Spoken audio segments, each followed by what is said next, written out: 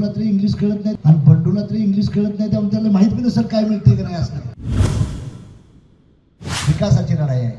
सामान्य जनतेला ते जातीवादाचा मुद्दा काढतात. ओबीसी मराठा.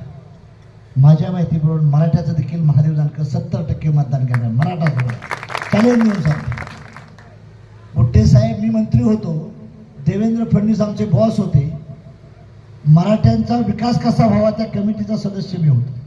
आमच्या सर्व सदस्याचा कमिटीचा अध्यक्ष चंद्रकांत दादा होते, विनोद तावडे, चंद्रकांत दादा, गिरीश महाजन आणि महादेव जानकर.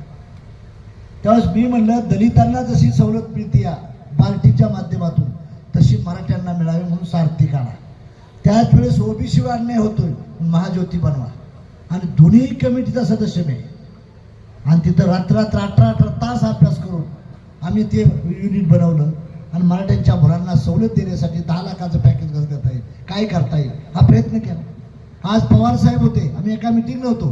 पवार साहेब, उद्धव साहेब, एकनाथ शिंदे, देवेंद्र फडणवीस, अजित दादा, सर्व पक्षांनी, रामदास आठवले, प्रकाश आंबेडकर सुद्धा त्याला होते.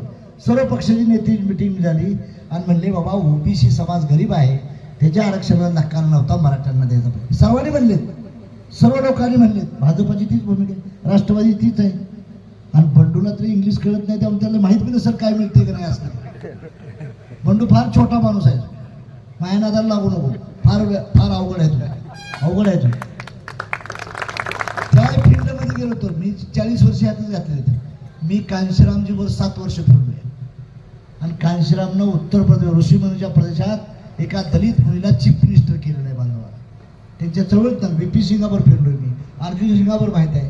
त्यामुळं माझी त्यांना नम्र विनंती आहे, विकासाच्या मुद्द्यावर भांडण करा.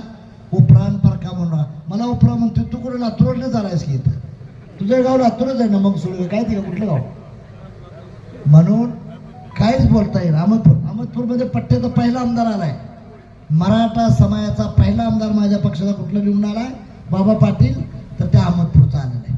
म्हणून माझी तुम्हाला विनंती आहे, मराठा ओबीसी वाद निर्माण करण्याचा शेवटच्या 2 दिवसात प्रयत्न करतील, त्यापासून सावध राहा.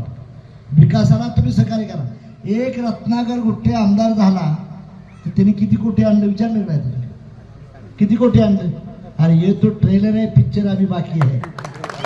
ट्रेलर आहे. रेल्वे आली. माझी इच्छा आहे की मला एअरपोर्ट लांब आहे, परभणीत माझं एअरपोर्ट देखील झालं पाहिजे. नाही मोठं बनवता आलं. देश विदेशातील प्रत्येक घडामोडींचे लाईव्ह अपडेट मिळवण्यासाठी आता साम टीव्हीच्या सर्व सोशल मीडिया प्लॅटफॉर्मला लाईक, फॉलो आणि सबस्क्राईब करा.